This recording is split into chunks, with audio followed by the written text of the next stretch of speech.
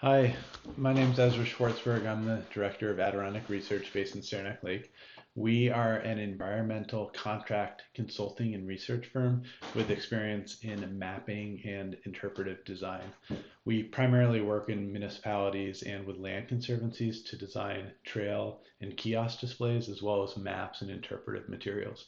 We are working with the Byways program and the Adirondack North Country Association to gather input from the public to perform research and then develop a set of 6 interpretive panels along the central Adirondack Scenic Byway. And that includes Route 28 between Old Forge and North Creek.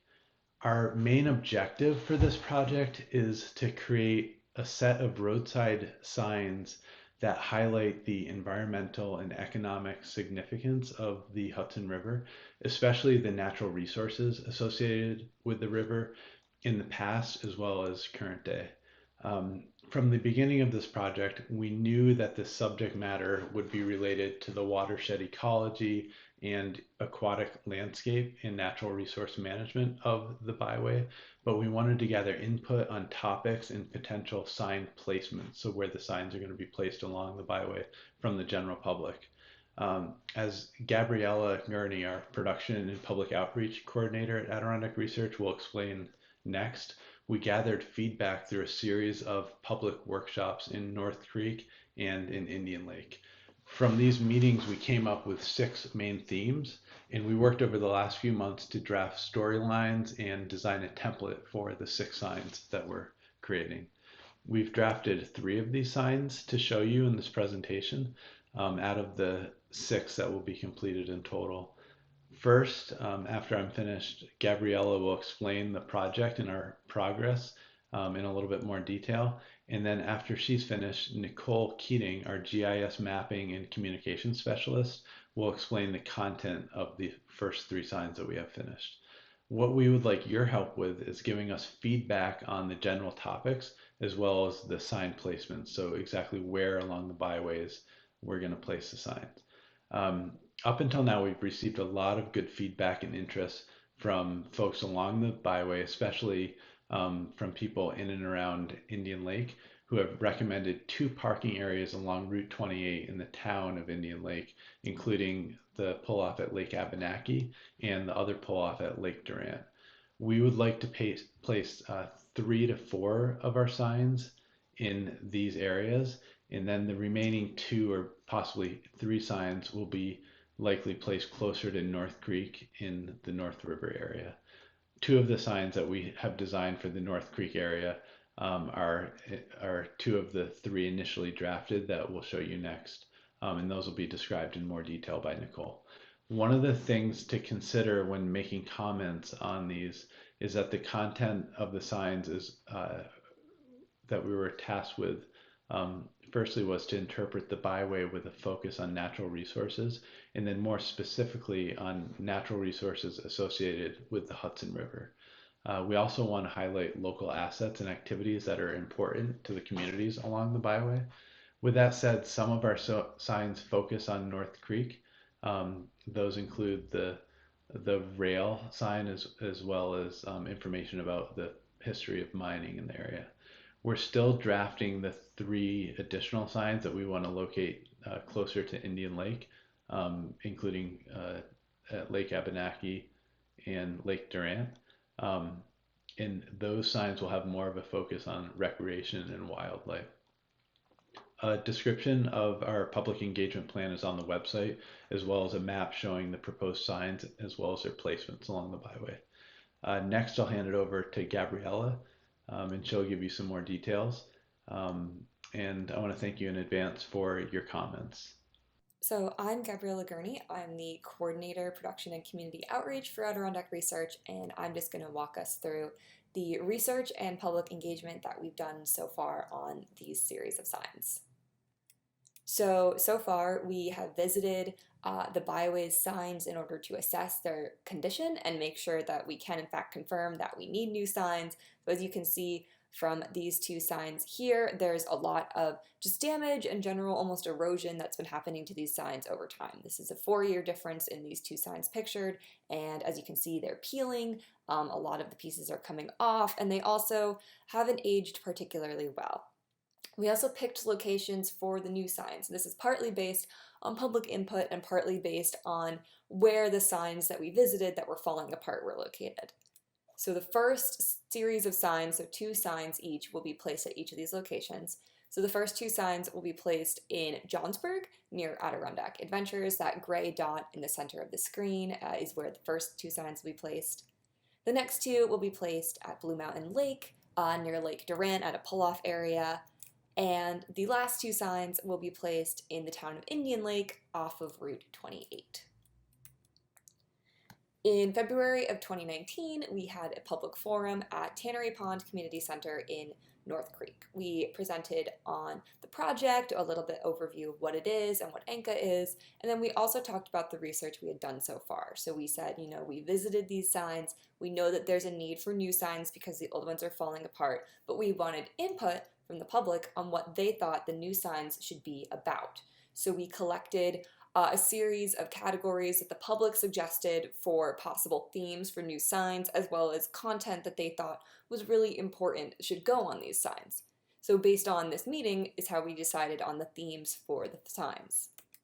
So the 6 themes that the public voted on and that we decided on are fire towers, attractions and things to do on the Scenic Byway, transportation in and around the Route 28 corridor, a history of it, the North River's past and present history, the Adirondack forest and the forest industry, and of course, recreation and wildlife.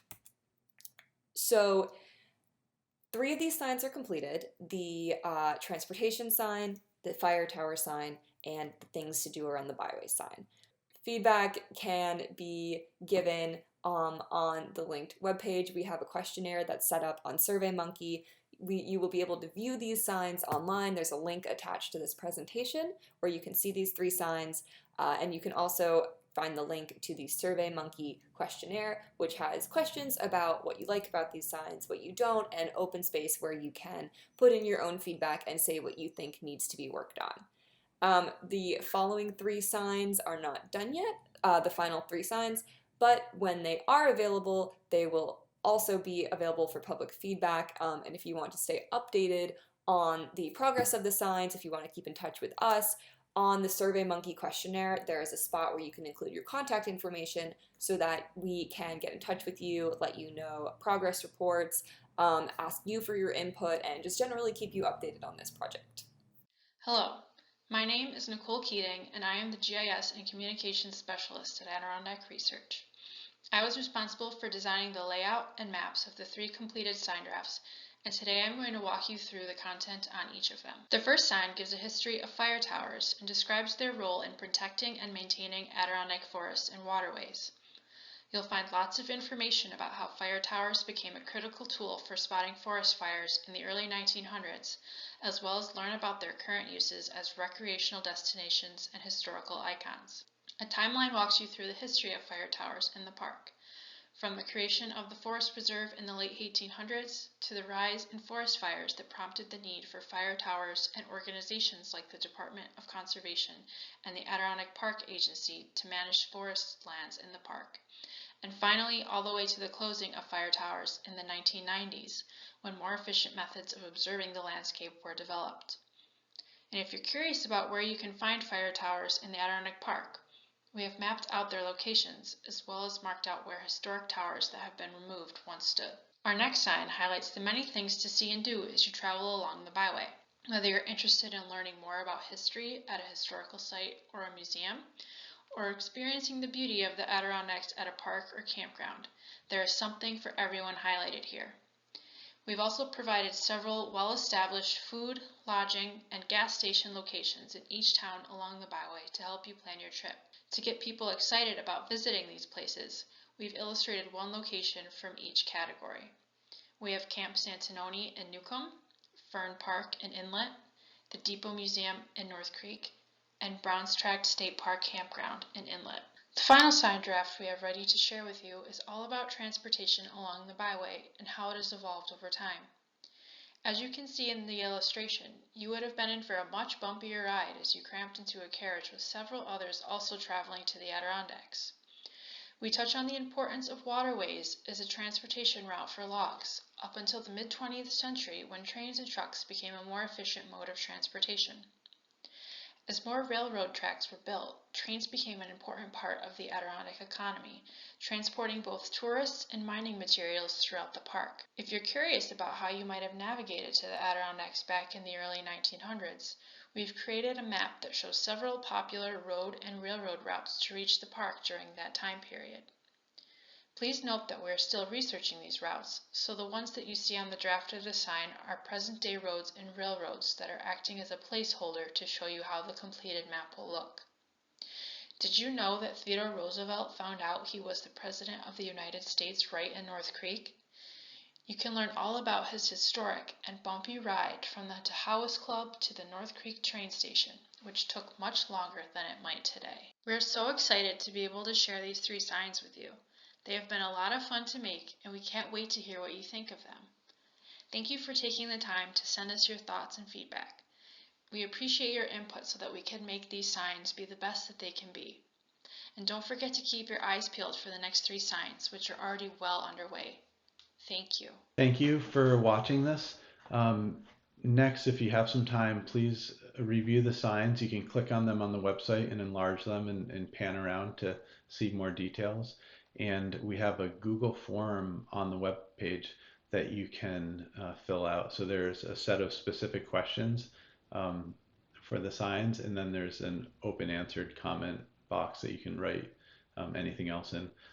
We appreciate all your feedback, and we will be compiling all the comments that we get and then making those public as well. So thanks for watching, and I really appreciate your comments and feedback on this.